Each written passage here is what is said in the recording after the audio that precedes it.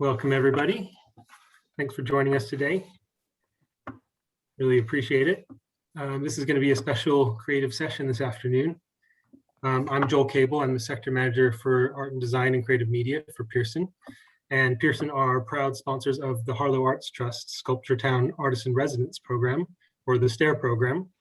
And that offers a one-year residency with Harlow Arts Trust to an outstanding graduate of the Royal College of Arts.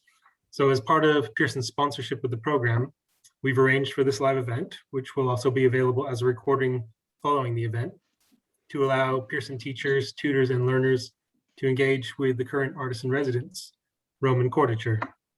Roman will not only be delivering this remote session, but later this year, she'll also be visiting Pearson centers in and around Harlow to provide learners with live workshops, dialogue, and inspiration.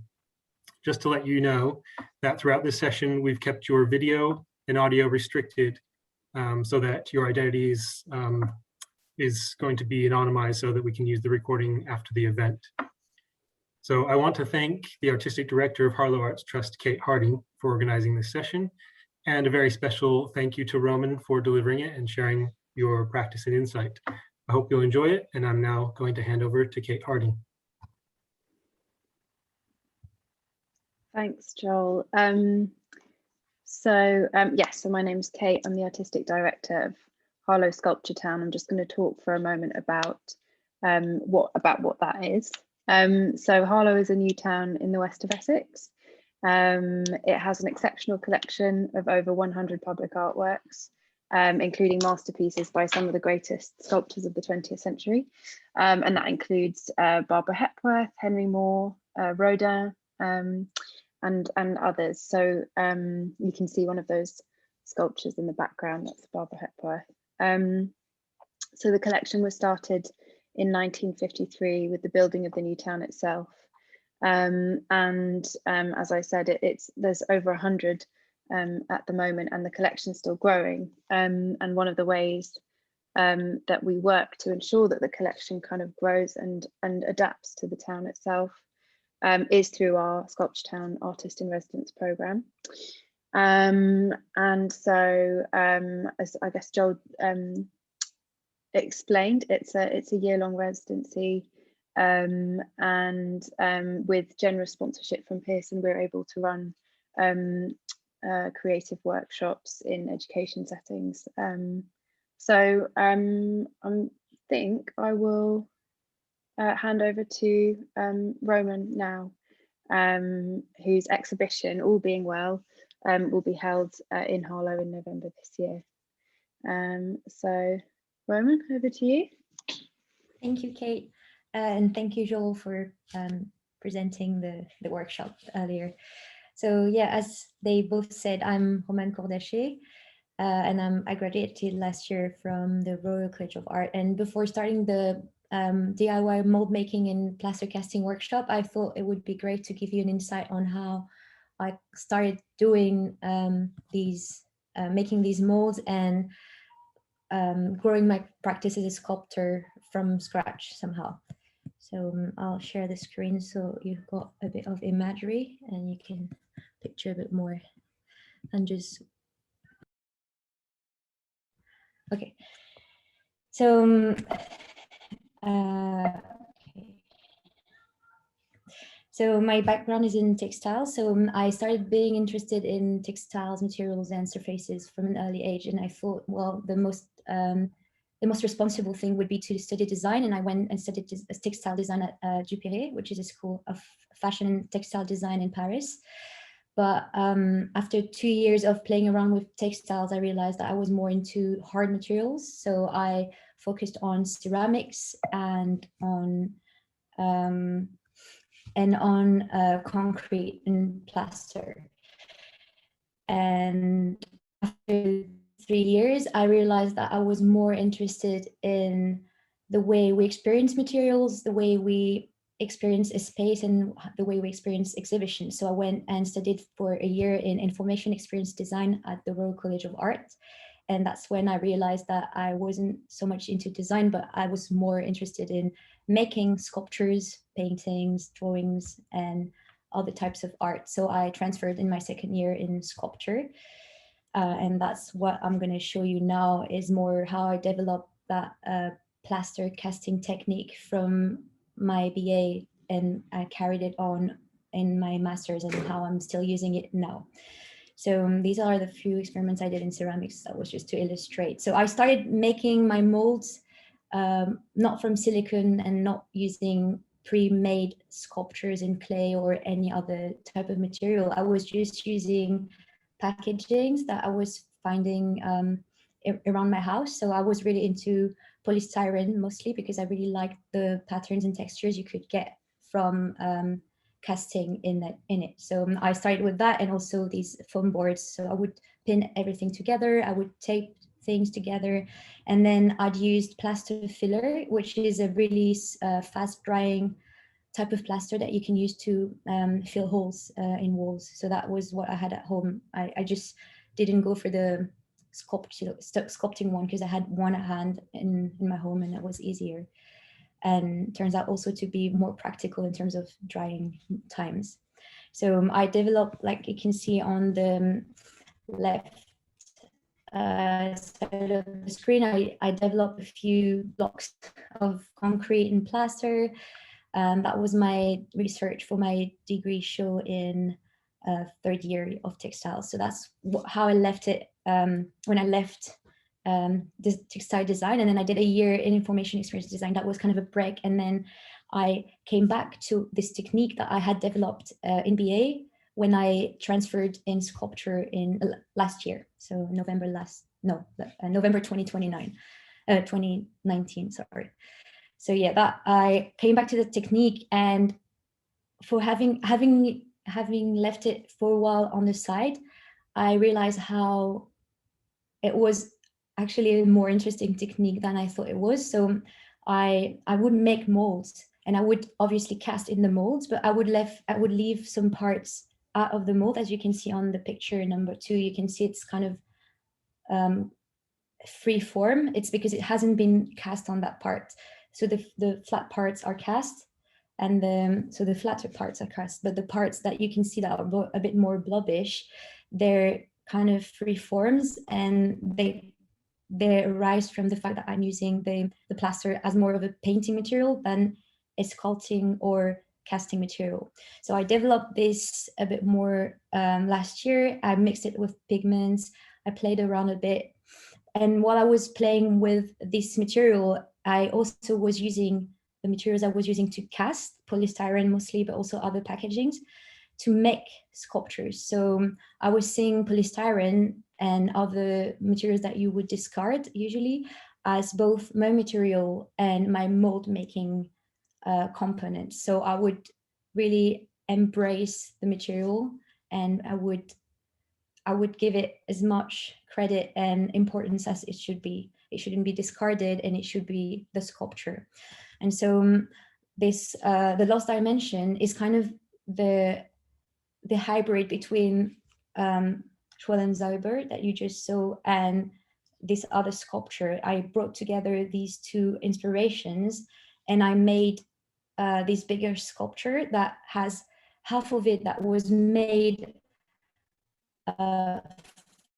from polystyrene I found. So I didn't shape any of these polystyrene arches. It was all found like this, and I played around a bit, assembled them until I found exactly what I wanted to reach architecturally. And then using polystyrenes that I also had collected at the same time, I cast these bigger parts that you're going to see here, close-ups. So I cast these bigger parts using also polystyrene and also implementing other materials such as marble, foam, still pigments, and paint as part of it. So yeah, that is kind of the merge. I merged both techniques, and that was the biggest sculpture I hadn't ever done before, because before I was doing smaller works. And so I think I'm interested in materiality and the importance of materials, both that are more precious and luxurious, but also materials that would just lay in the street. And I see beauty in any kind of materiality with no judgment. And I even push this further through experimentation in the digital world. So I will play now a tiny extract of a film I made that is inspired by these collected materials from reality that I then implement into digital software to see how this translation impact on the materiality of these. I won't play much because we need time for the workshop. It's just to give an idea of how I translate things from a physical space to a digital space. And sometimes also what happens in the digital space will then come back in my physical works and my sculptures and installation.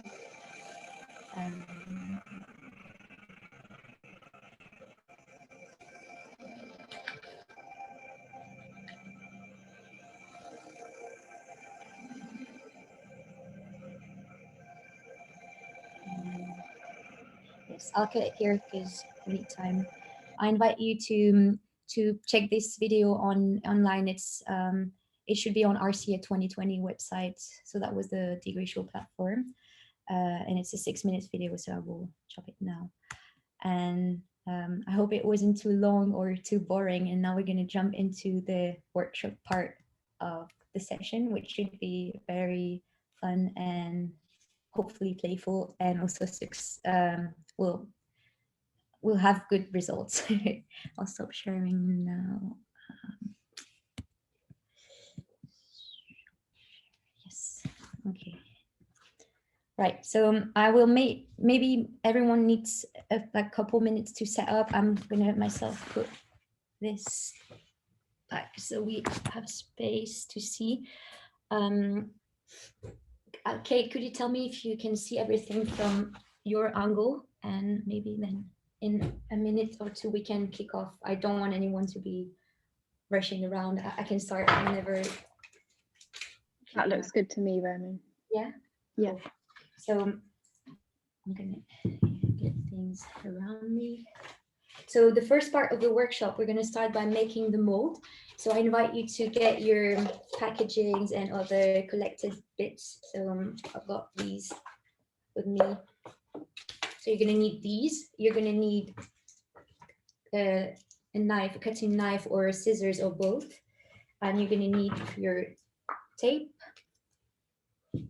And yeah, that should be it for that first part of the workshop, which is going to be the most tricky, the trickiest part of the workshop, because you'll have to come up with the shape you want to achieve. So that will be the trickiest part, and the second part is the funniest, because you get your hands dirty and you play around with colors and different textures you can achieve. So hopefully everyone's ready now to proceed. I wanted to completely remove the mold of the thing that I made last week, which I don't know if I'm really proud of, but it's a good example of what you can achieve from very basic shapes and not so much time spent on it.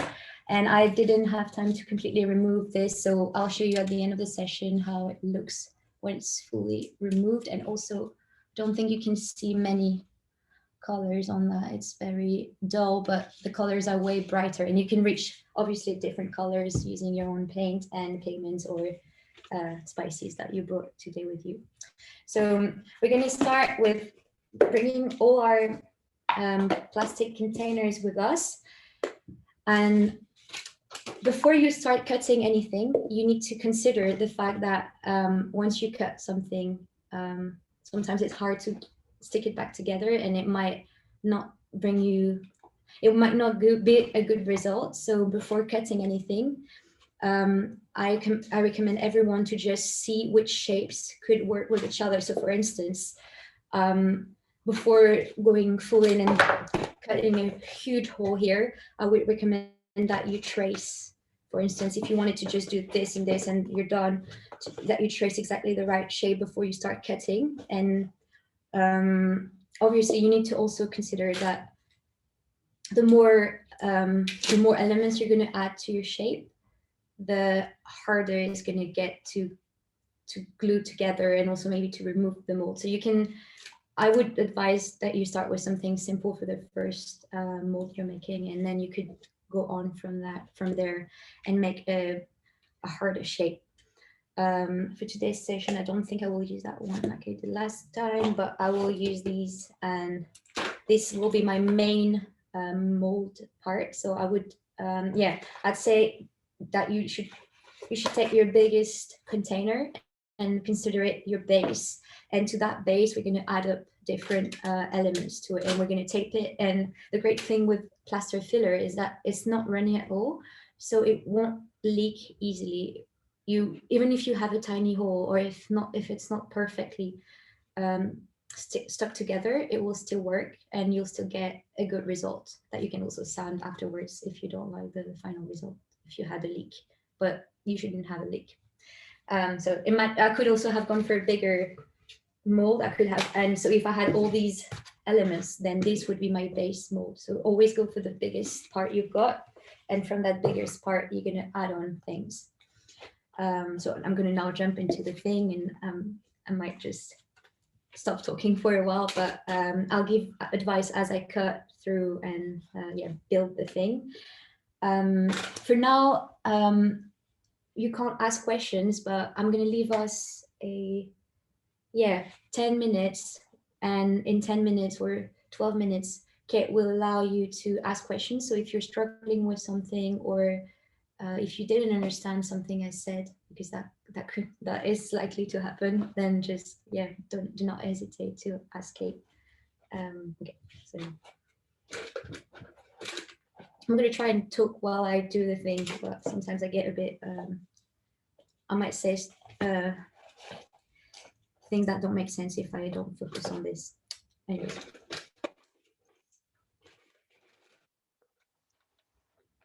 Yeah, you can just play around. I don't know yet what I want, if I want to have these on top or on the side. So do not hesitate to play a bit, but bear in mind that the more complex your shape is, like if I added things on the side, then I'll have to cut through the mold, and it might be harder to remove, like I did the mistake a bit here. So if you only build up from one side, like you could just jump and just go one direction, it will be easier to remove than if you have one add-on here and one here and a third. So I hope it makes sense, and I will now let you work on your thing.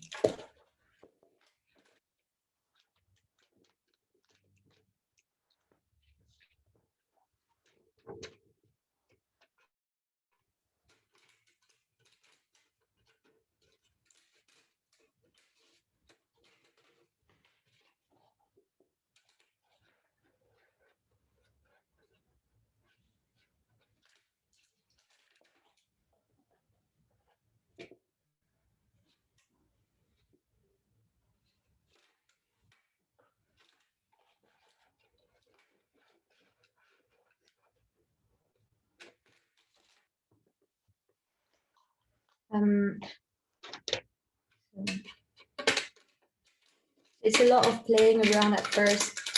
Don't get frustrated if it looks a bit weird at the beginning, because it will work anyways. And it's also nice. I'll show you afterwards what you can add to the mold, so you get some spillage. So if you don't want everything to be straight lines and very contained, like in here, you could open a part, so you could then pour layers and get something a bit more organic and a bit less control as well. So I'll show you that when we're done with the mold part. So I decided I wanted this part here, so I've separated that part already, and I'm considering maybe having a smaller circle shape that go somewhere near here. I don't know if that is of interest, but I'm really interested in castle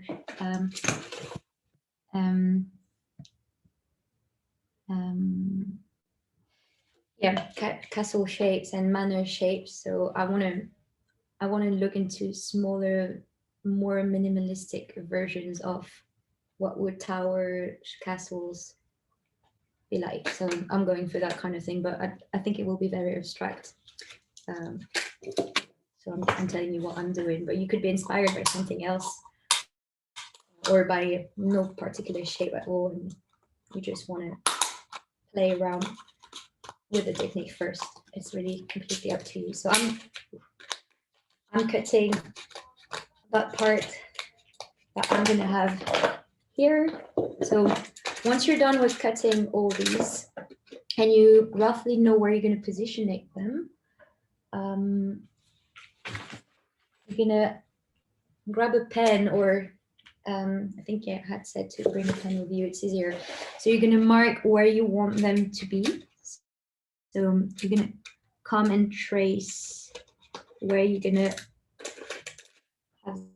have them sit on your base shape. So you're gonna trace, but because you don't want this hole to be too big to fit this one in, so I don't know if you will see, but I've traced a square that fits here. Obviously the square is on the other side of this part, and you don't want to cut on the other side. You want to cut slightly smaller, even if you need to then make it a bit bigger so it perfectly sits. But you because if you open too much, then you won't be able to fill in completely with the tape. So I traced my first shape. I'm gonna take my knife, be careful, because I just cut myself earlier today, so really be careful, and never towards you. Really try and contain your movements when you do that. I usually just do a small cut, and then I use scissors because I don't really trust these knives so much. Yeah.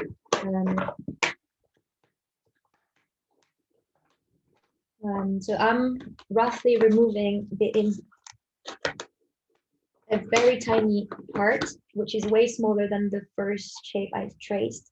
But now that I have this space, I'm going to be able to be more precise and come and cut alongside the line I traced, but on the inside. And as I said, I would recommend leaving maybe 2 millimeters along that line, and then go again if you need to make it bigger to have this one inside.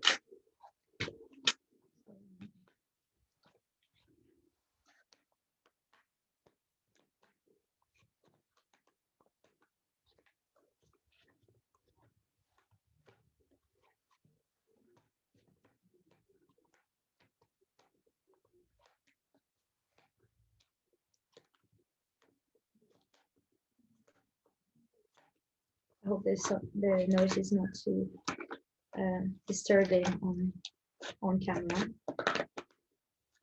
Okay. Once you kind of cut the size you think you need, you can try and fit.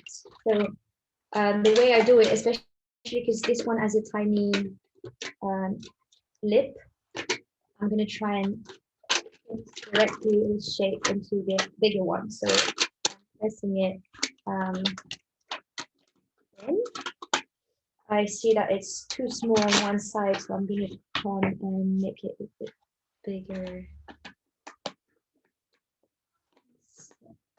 It doesn't need to be perfect. We'll take it, so it should be fine. But the more adjusted you get it, the better for you. Less work. You should end up with a nicer mold. So it seems like still a bit tight. Okay, it should be working. So yeah, I a little bit more.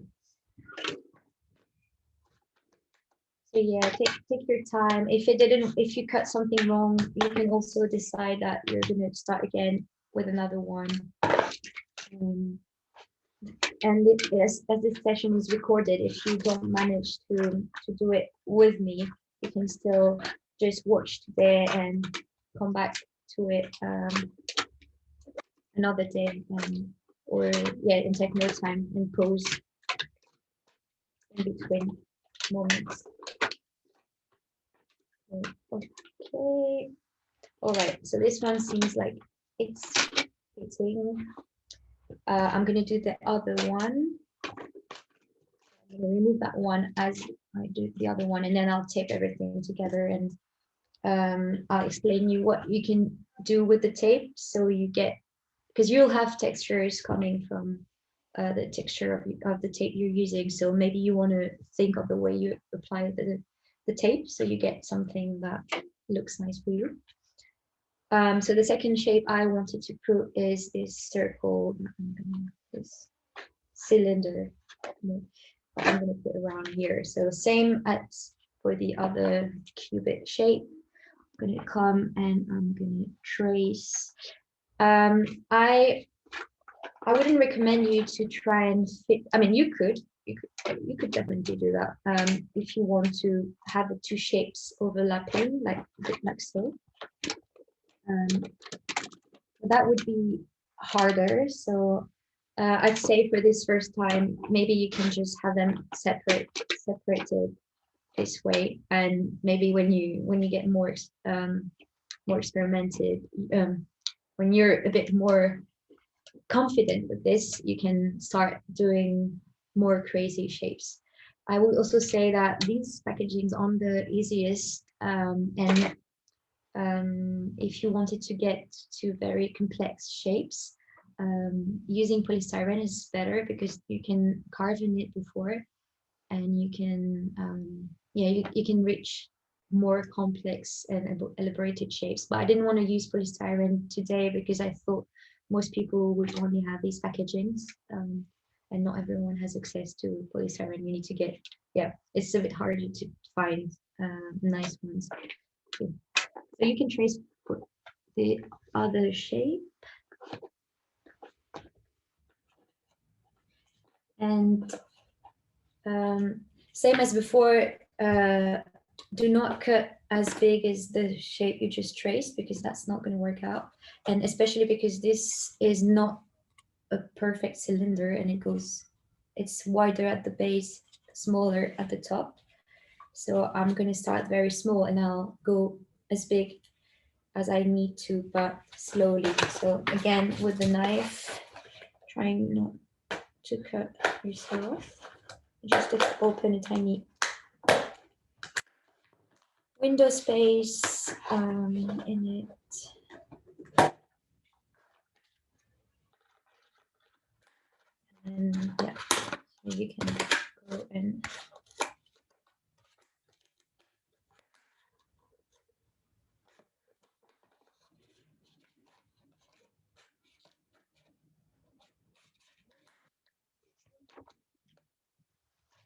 if you're cutting circles, this is hard for me as well. It's not the easiest, but it's fine if your circle is not perfect, because the tape will just fill the holes.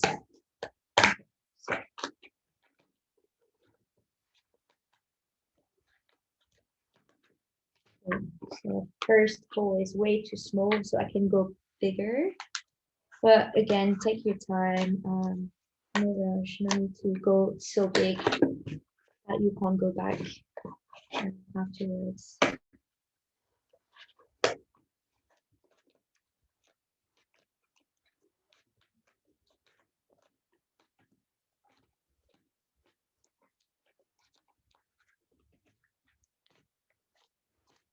Okay.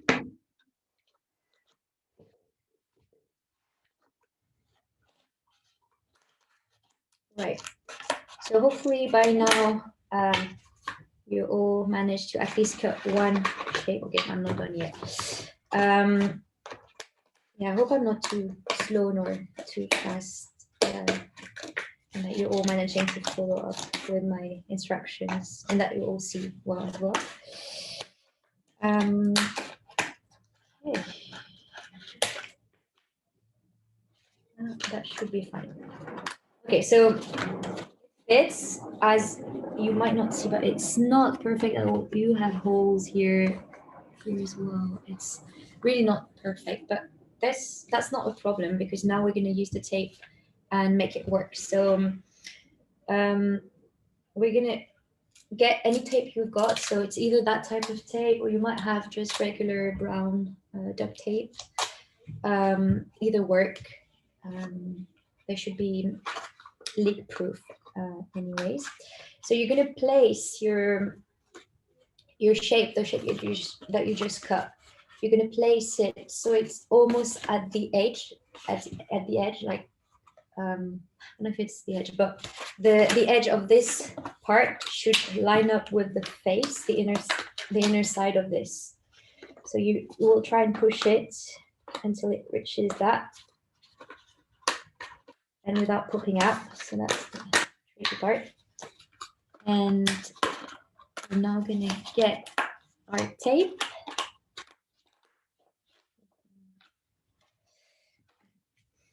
We're gonna get the tape, and we're gonna first secure the shape inside so it doesn't move too much, and then we'll apply the tape so it's leak proof. So I'm putting one, I'm putting 3. Put more. I'm putting them this way. So sorry, it's not really. I'm going to put them perpendicularly to the edge of the shape, so it gets a better grip, and then we'll go all along the circle. So we attach it that way.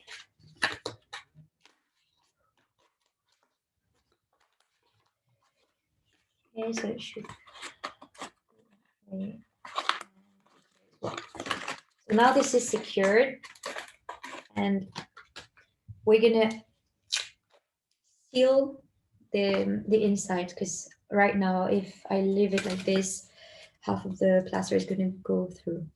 So just in order to seal, you're gonna grab a longer bit of tape, and as I'm using a circular shape right now, I'm gonna come in my tape, and I'm gonna not slice it, but cut it into smaller stripes. So this shape can adapt to a circular shape. So this bit will be in my cylinder. I'll show you just now. Just let me place. So that part goes in the cylindric part, and then here you just come and tape the strips I just cut to the main mold part. So you do this. So this is looking very ugly, I know, but don't worry, it will make it better. We'll put another layer of tape, and it will give you nice textures as well. When you remove the mold, it will give a relief to the cast, so it won't be a plain, very smooth and neat cast. It will be, I think, I find it really nice. Okay, so we keep going with the first shape we have. Oh, I forgot to mention, if you're just doing shapes that are just square, you just put the tape on one side and apply it that way. I'm going to actually do it now, so you can have the example for both. So with this shape, I'm putting it, oh no, that's not the one. Yeah. I'm putting it in, and I'm putting the tape on here, and this is going to fold back. So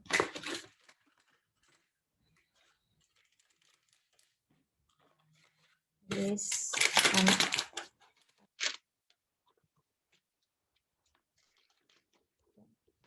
And then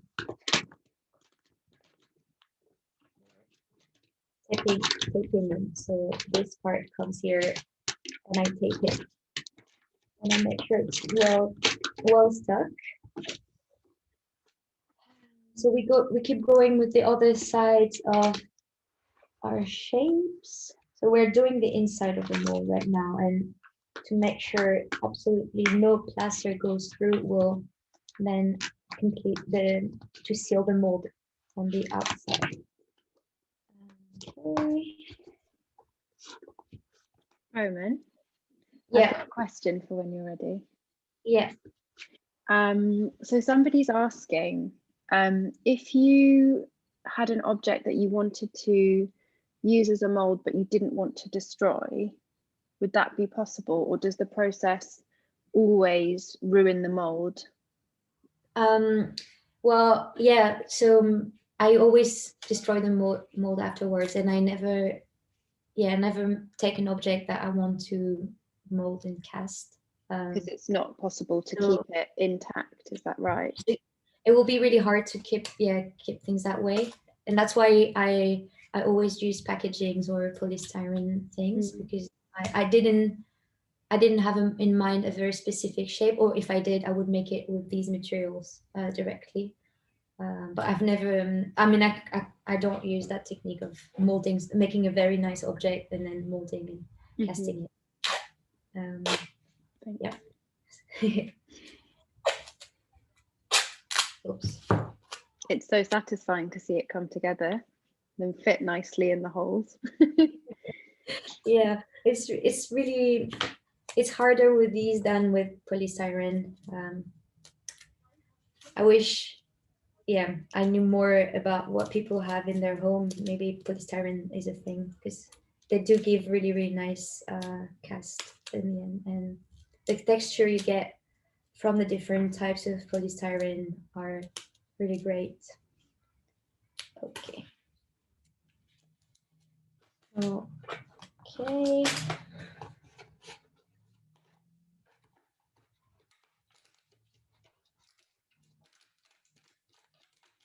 Okay, so I'm almost done with one of the parts.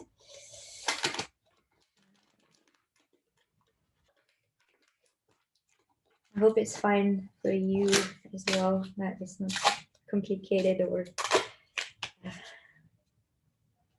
oops, frustrating. I hope no one's frustrated by now, and that everyone's having a bit of fun at least.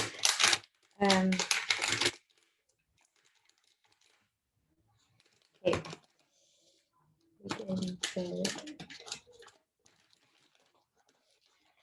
I'm almost done with the inside part of my mold. So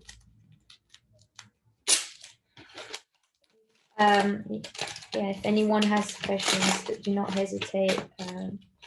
I don't necessarily realize when it's too hard or too fast. So.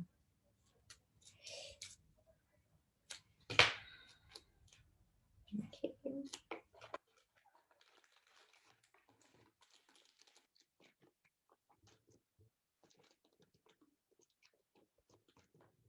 Okay. Yeah, you won't necessarily, one of the things that you might have noticed in my work and that I really appreciate is that I don't necessarily like very neat things, and I like it when it looks a bit messy and I don't know what, uncanny. So I don't know if that would be a word that would fit my word, but I like it when it has a rough texture, a rough aesthetic. And I think it goes as well with the fact that I like collecting things in the street or from the trash, because I think there's an aesthetic value in this. So the result of this will not be a very clean and nice polished plaster cast, but it will have definitely a character. And you could also come afterwards and sand some parts use a Dremel or any kind of tool and maybe pierce holes into it, or you can draw on top of it. It's really up to you what you do next. You can paint it, spray paint it if you want one solid color, if you don't like the effect you get. So I'm gonna go on the other side of the outside of the mold just to make sure it's very leak proof. So as we did on the inside, it should be easier. You're gonna come and you're gonna add tape on all sides, making sure that every part you cut and reassembled is now sealed on both sides. So it doesn't need to be perfect on that side because it's just the outside, and you will just destroy the molds eventually. So it doesn't need to be that perfect, but still it needs to fill all the holes. And I promise once we're done with this, we're going to jump on to the next part, which is much funnier, I think.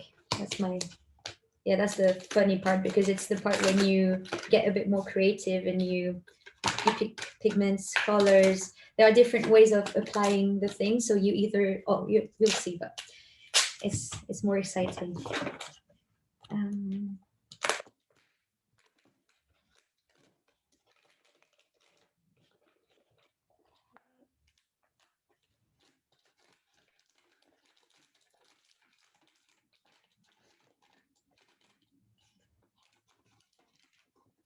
I've never used such a thin plastic. I hope it will work. It should be working, but I usually use stronger one, so we'll see. Okay.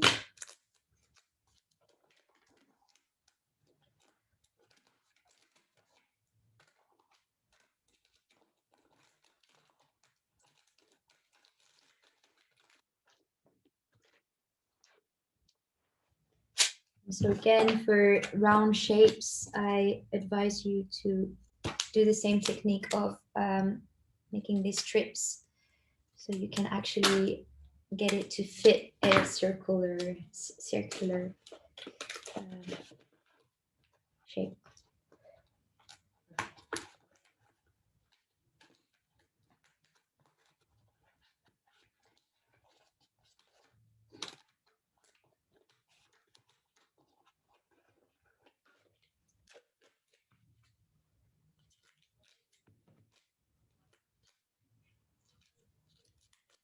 Roman, while you're working, I've had another question in. Mm-hmm. So someone's wondering, do you do detailed sketches of your concepts before you start, or do you generally just start working with the materials and see where they take you? So when I make these things, or when I made the Lost Dimension, so the bigger sculpture, I would never sketch the cast parts, because I think I really work like a colorist or a painter when I do this. So I will just mix colors together and think which ones would go together well, and then I just apply the different touches of plaster. And because I'm working not reverse, but what I'm applying, I'm making layers of it, and I don't see what the first layer was when I'm doing the last ones. I will only see the result when I remove the mold. So it's a lot of randomness around the process. I guess the material itself, you never quite know what consistency you're going to mix, or what so that is, I think the concept comes later. So if I keep the concept of the Lost Dimension, the polystyrene I found just inspired me, so I played around a lot. But then from that, I drew and took 2 pictures of the first kind of ideas I had before I fetched it. I like kind of crystallized it into the sculpture. So I always have this back and forth between I make something, but it's temporary. Take a picture, we'll wait. I'll work on the more random part of making the cast, and then when I go back to it, I decide what I think worked best.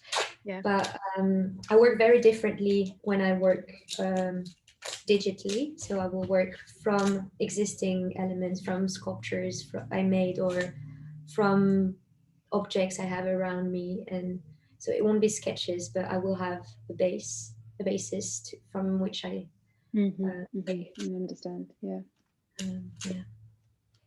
And then if I make a video, I will make I'll have a storyboard, but only I can understand it because it's very bad sketches. It's mostly maybe it has 3 words and a very raw thing that it could be a tree, or it could be a wind turbine, or it could be the Eiffel Tower. Only I can tell. Well, I guess that's you're the person that matters, as long as you can understand it. Well, that's why I'm not really a designer, I think, because I couldn't give instructions to someone else. I think there would be a lot of misunderstanding. Okay, I'm going to turn my camera off again and leave you to get on with the next section.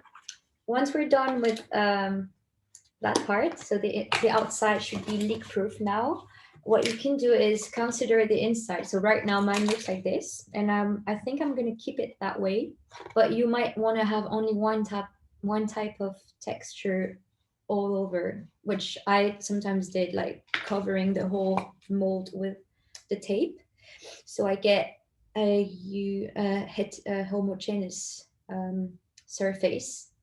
So if you want that, then I'll show you on one part.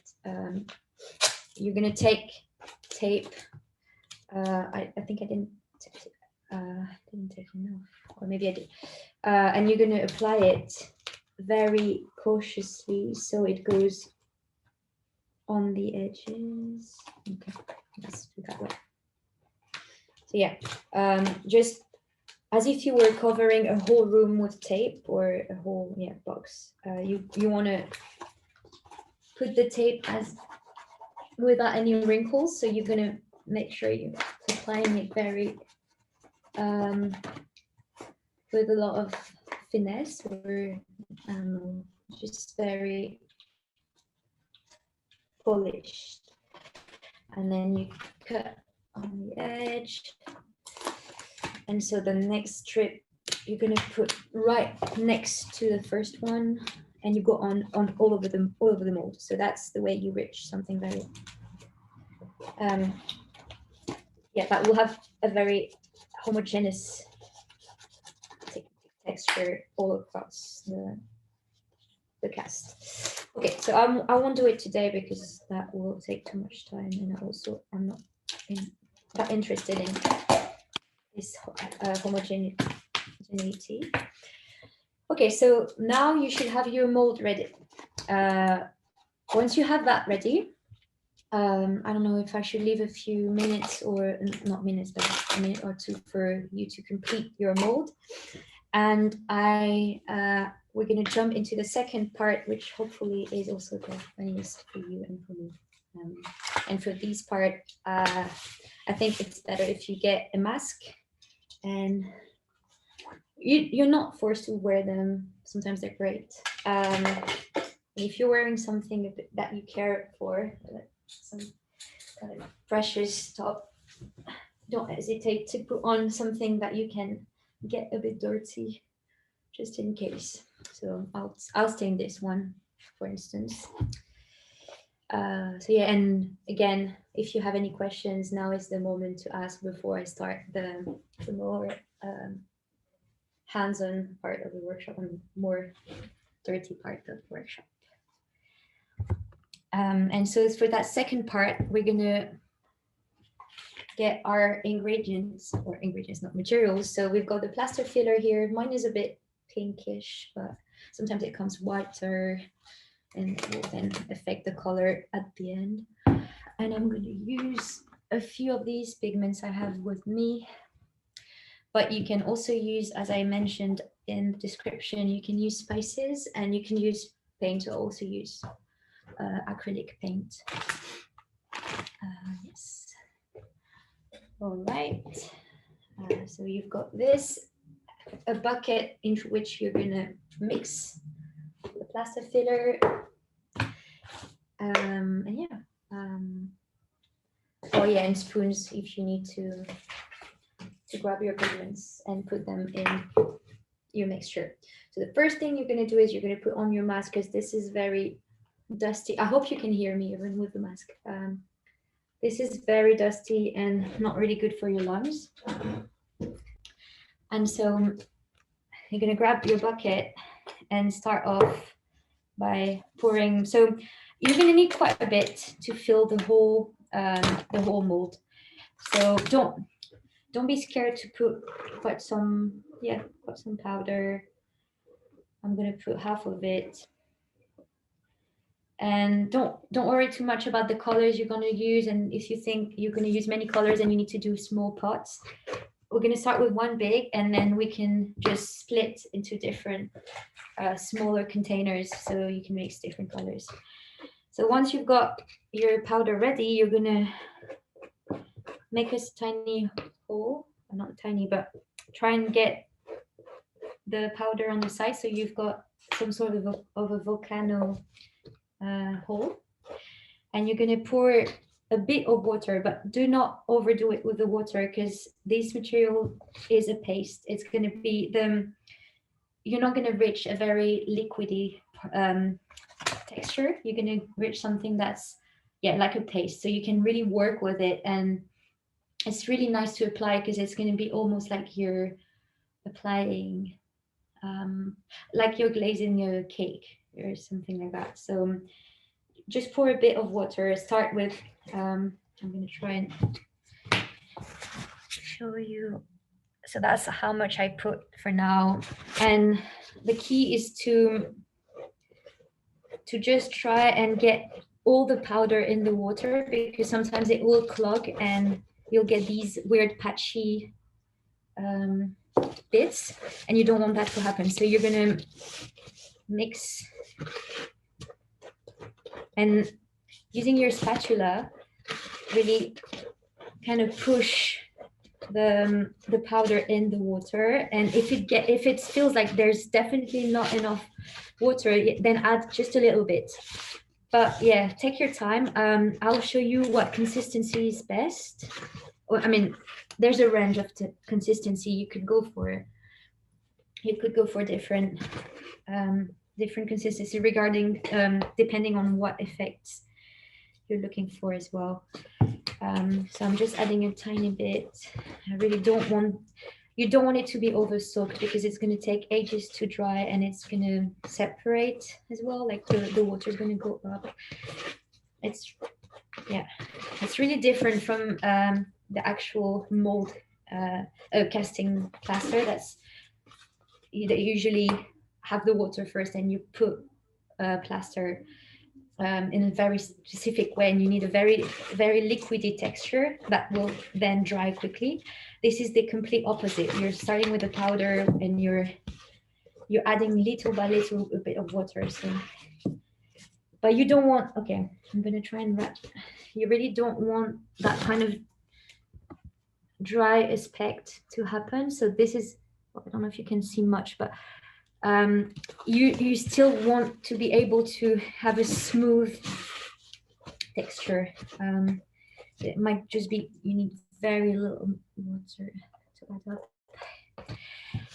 Okay, I'm getting close to the texture I want to show you. That's really nice.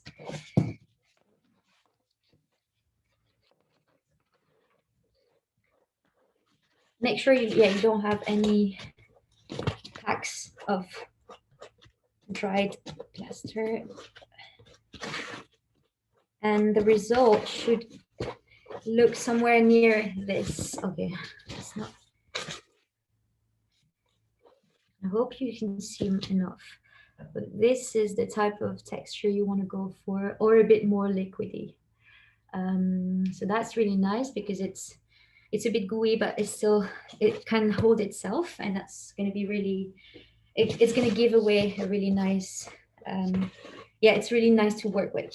Okay, so once you're done with it, I'm going to isolate a tiny bit of it because I'm going to apply this in touches. So I don't want the whole cast to be the same color. So I'm going to start by taking out this part in another bucket. But you can do everything in one bucket as well. It's just the way you mix things that will change it. So I'm adding this, and I'm going to start with paint. So there's one way of doing it. You just put paint, however much you need, and you'll adapt depending on the color you want to reach. And so while you mix, the way I mix is I don't go like a spoon. I grab it that way. I come back on the lip of the lid, and then I keep doing this until it mixes. And the reason I do that is because it usually works better than trying to mix it as if it was a spoon. And also I can get some nice kind of marble effects. I mean, not this time, and this time I'm going for a solid color with this pink I added, but you could get really nice. I'll show you with the pigments. It usually works best. So yeah, you're mixing it, and when you like the color you reached, or well, I'm so sorry, the colors look really dull on the screen, but once you like the color, you're just going to come and you're going to apply it on whichever part of the mold you want this to be. Right now I can see that my plaster is not liquid enough, so I'm going to add more. So do not hesitate to mix more water if you feel like your mixture is too dry and that you can't work with it properly. So I made it way more liquidy now. All you want to do is that it's getting a smooth, yeah, you just want a really smooth, homogeneous paste. Okay, so that was one way. You're using the paint and you're just adding it up in the mold. You can just use it also very raw if you like the color initially. So I'm going to put some, and I'm really random when I do it. Like I really don't look at, I mean, sometimes I think, oh, this color might be nice with this other color, but this time I just drip some. Okay, so another thing I do a lot is that, I'm going to show you in a minute. I get some of the color here, separate it in a different pot, and I want to color the paste, but I also want to have pigments bits as I put it on my mold. So you have two options. You can directly come and powder some pigments in your mold. So it means that you're going to still, when you're going to pour the plaster, it's going to come and stick on the pigment you just dropped. So I'm doing a bit of green and a lot of green and Bordeaux. We can mix them up, but you can also do it. So I'm going to see what I just did now, but so yeah, I just poured some pigments here, and now I'm adding up the plaster.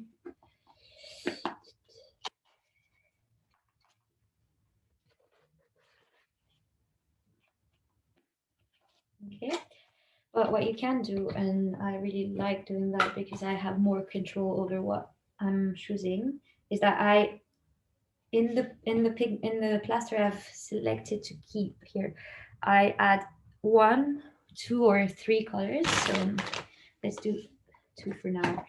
So I went for this orange, neon orange, and I'm gonna go for black, maybe a bit of green.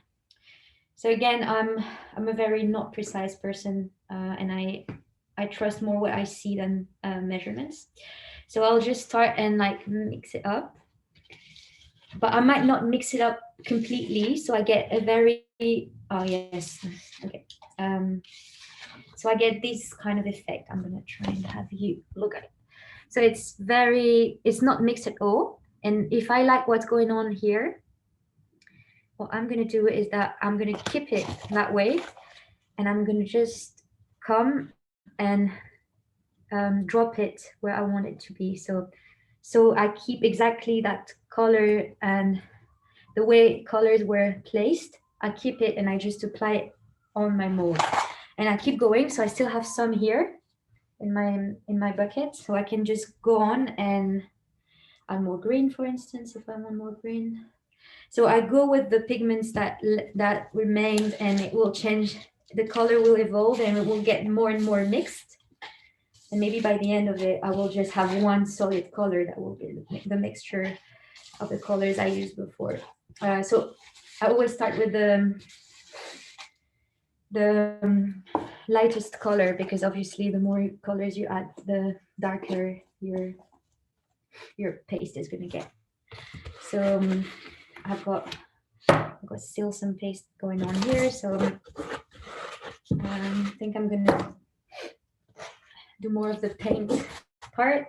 Of course, if you don't have like pigments, but you're using spices, it should be the same. It should be the same. It should be using turmeric. Turmeric is a natural pigment, anyways. I mean, not really, but it does dye or color things like a pigment does. I mean, all the paprikas, all these red, orangey powders, they're really great for these kind of things. So yeah, I'm going on. I could decide that I like this kind of scattered effect with the paint, and I'll apply it here. So yeah, so I always start by doing all the edges of the mold, because that's what we're going to see in the end. And once I'm done with all across, then I usually make a bigger batch of the plaster that I keep raw, because I don't want to waste pigments or other materials. So I'll just do the edges however you want, play with colors. You can also, I used to do that way more. You can just place objects or bits of glass or marble, other things you can include in your shape, and you seal them again with the plaster. And then when you're going to remove it from the mold, you'll get them stuck in your shape. So it will be interesting. Roman, I'm glad sorry. Oh, sorry. I was just going to say, I'm glad you answered that, because that was a question that we just had in as well. Nice. Yes, it's really up to you what you add in it. You can also prepare, if you wanted this to have a hole, instead of drilling afterwards, you can also go halfway and then place a tube here and then keep going. So then you can just remove the tube. If it's a soft tube, go for something, or a straw. You can put a big straw, and then you'll have a hole. So it's nice. You can put thread through it, and you can really experiment from that point. And the last thing I wanted to show on that, and then I'll show you how it looks when you remove it, is that, so I didn't do the whole thing, but if you wanted it to overflow and leak a bit like some of my sculptures, what I usually have is that I don't have my molds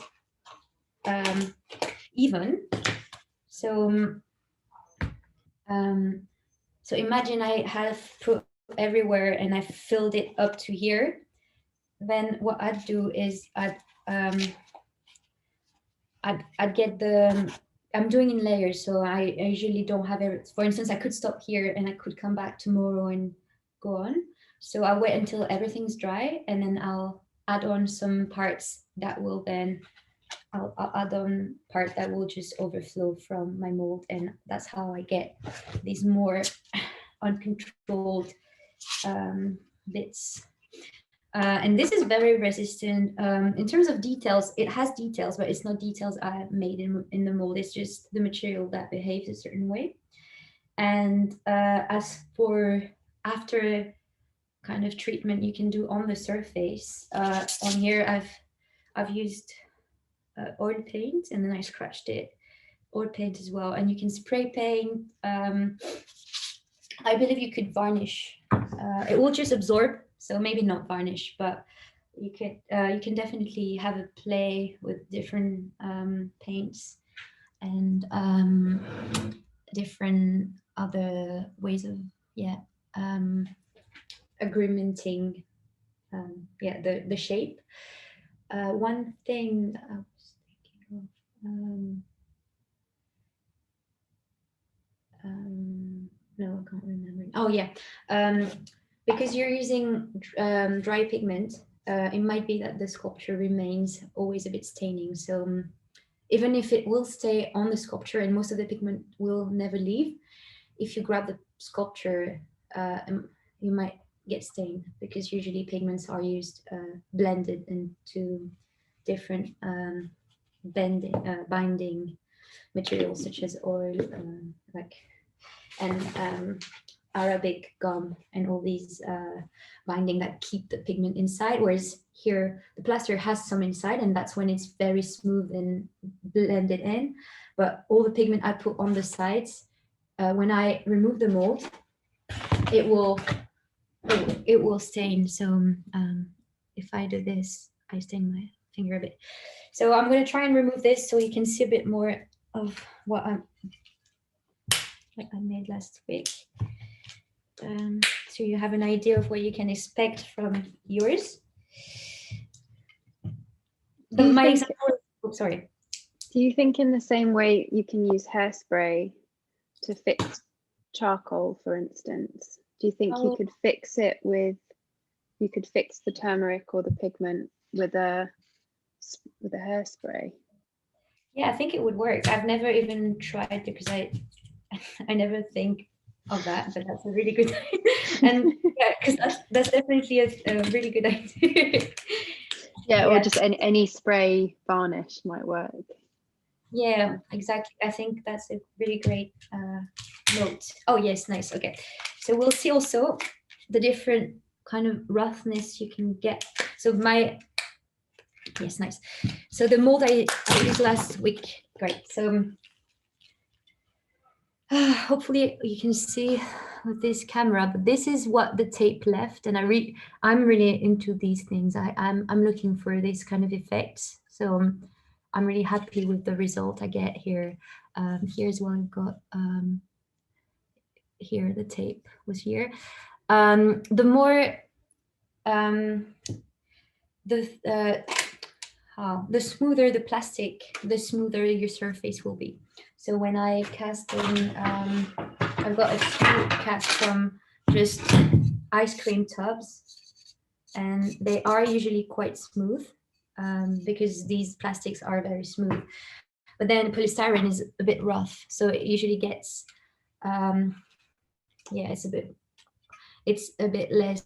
It's a bit more granulous, let's say, and these aren't really nice. I'm so sorry, I only have this one to show you today, but you get an idea of how it looks when finished. Also, the way you're gonna have it dry will impact, will change the texture. So I still haven't figured out why, but when it's really wet and it dries slowly, I get these white lines, the white outlines. It might just be the water coming up, or for some reason. So I never control completely these, and I also enjoy the fact that I will never see the result before it's actually completely dry. Even though it dries quickly, I would still say leave it a few days, 3-4 days before you remove it. And the bigger the sculpture, the more time you should wait, because when it's not completely dry, there are more risks for it to break. So if you're doing something a bit less sturdy and a bit more delicate than this, just be patient, and I hope you like the result you get at the end. Because mine is not really successful, but I hope yours will be nicer. I think that's it in terms of workshop, and I hope you all enjoyed it and managed to get something out of it. Maybe not a sculpture yet, but at least some good tips.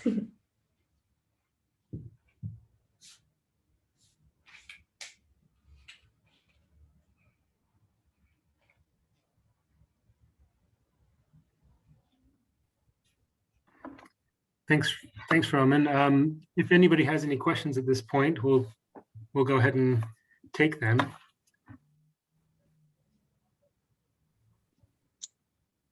So far, just we've got a few people saying thank you. It's very exciting, and they're looking forward to making their own. That's nice. I can't wait to see. I don't know if people will I will encourage people to tag me on Instagram if they do something. That would be really nice, actually, if they wanted to share, or even send me a picture if they don't want to post anything, but I'd love to see the results. So if we don't have any other questions, I'll kind of go ahead and close the session. Before everybody leaves today, I just wanted to thank you all very much for joining us, and especially wanted to thank Kate for helping to organize this and to putting us in touch with Roman. And thank you so much, Roman, for sharing some of your process with us and your time with us. I hope you all found the session fun and informative, and hopefully you're all ready to do some casting with your learners if you haven't already been able to follow along today. As I mentioned at the beginning of the session, the video will be available shortly for you to pass on to your learners or follow along in class if you weren't able to. And we're going to email you the link directly if you participated today, as soon as that's available. And as Roman said, if you'd like to get in touch with her directly, we're going to post her Instagram account into the chat, so you can get in touch with her via that link in just a moment here. We'd also really love to hear your thoughts on this session and your ideas for future sessions. So if you have 5 minutes now while it's fresh in your minds, please give us your feedback, and we're going to pop the link to a feedback form into the chat in just a moment here. And then finally, we plan to bring you a lot more of these live workshops in the future. And we also are currently producing a series of vlogs where we'll be speaking to creative practitioners and industry professionals who will be sharing their insights and ideas. So please sign up for our updates to be informed of upcoming events like these. And we'll put in the link in the chat now. And with that, let me just put those links into the chat before you leave here. Joel, we've got 3 minutes left. Could I ask one question on behalf of a participant? Oh, absolutely. Yeah. Roman, do you have any suggestions on colouring larger quantities of plaster? So if you're going to do something, I guess, really big, do you think there are any special considerations, or could you just scale it up, basically just more pigment? I think pigment would be very expensive, especially if you're using paint pigments. So I'd say I used to love food colorings because they have a very extensive range of colors, but not the powder ones, the liquid ones, and they're very strong. Yeah, I think that works. And I'd say maybe acrylic, because it stays cheap and it colors quite well. But yeah, food colorings are great, and they're quite vivid as well.